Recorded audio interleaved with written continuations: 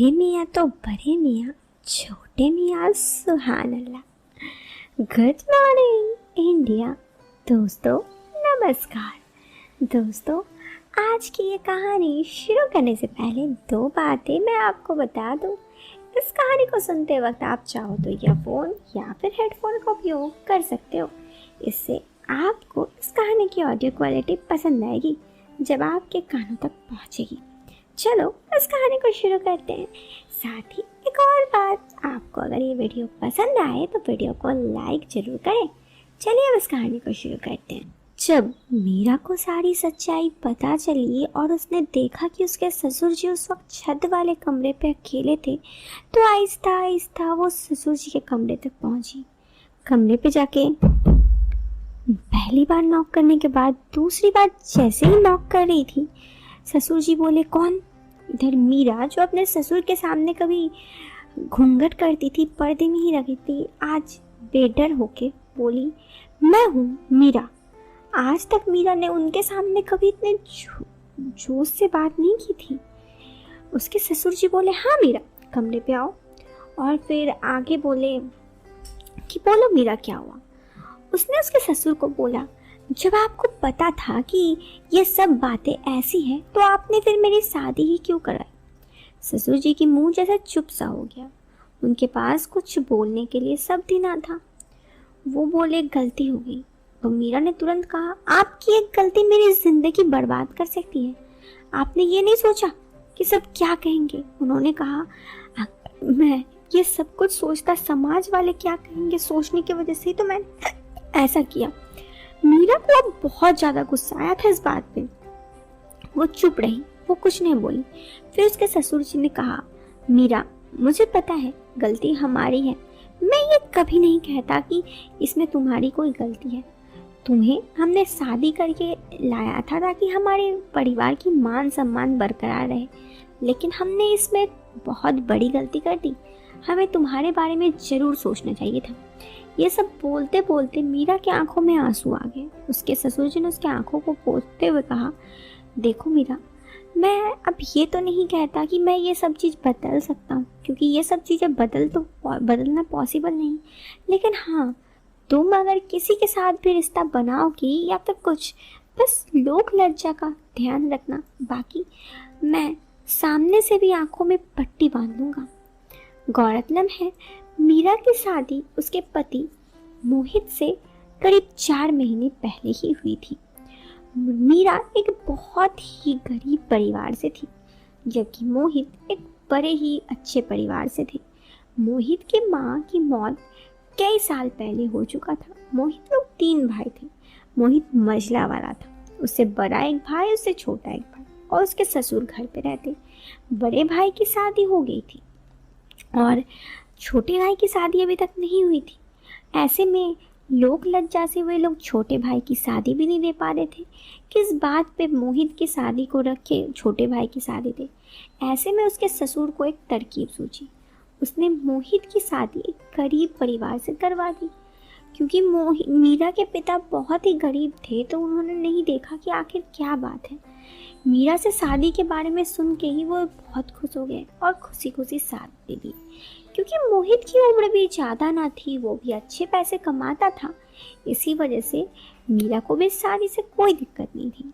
शादी के बाद से ही पहले तो कुछ दिन मीरा के पति उससे दूर दूर ही रहते। मीरा को उन सब में संदेह नहीं होता, उन्हें लगता नया नया रिश्ता है, इसी वजह से। लेकिन जैसे जैसे जिंदगी में आगे बढ़ने लगी, उसे थोड़ी बहुत तो शक होने लगी अपने पति पे। उस दिन तो सारी बातें मीरा हक्का बक्का रह गई जब उसके पति ने उसे खुद कह दिया कि वो सही नहीं है, उसमें कोई दिक्कत है। मीरा ने कहा, तो आपने शादी ही क्यों की उसके पति से, जब आप सही से एक मेल नहीं है? तो उसके पति ने कहा कि मुझे मेरे सारे बात मेरे पिता को पता थी, यानी मीरा के ससुर जी को। लेकिन उन्होंने कहा, तुम शादी करवा दो, नहीं तो लोग क्या कहेंगे। और लोग क्या कहेंगे सोच के इन्होंने शादी कर दी। मीरा की आंखों में आंसू थे। उसे कैसे जिंदगी में आगे क्या होगा ये सब सोच ही रही थी।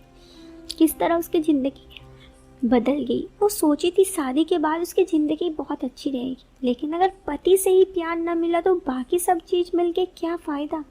यही सब से मीरा काफ़ी परेशान हो गई।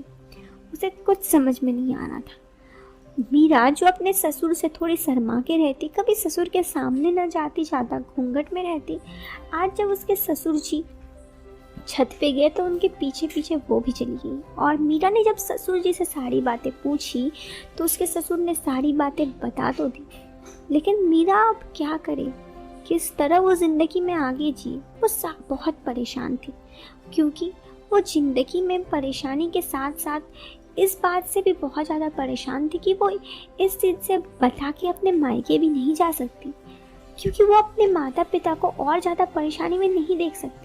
वो नहीं चाहती कि ये सब की वजह से उसके घर वाले फिर से उसके लिए परेशान हो। इस वजह से मीरा काफ़ी ज़्यादा परेशान हो गई थी।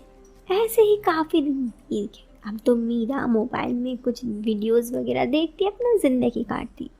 एक दिन अचानक से उसके जेठ जी घर उसके कमरे पे आ गए। मीरा को इस हालत में देख के थोड़े उलझे हुए थे, लेकिन फिर उन्हें पता था, क्योंकि मोहित उन्हीं का भाई था, तो उन्हें मोहित के बारे में बहुत अच्छे से पता था।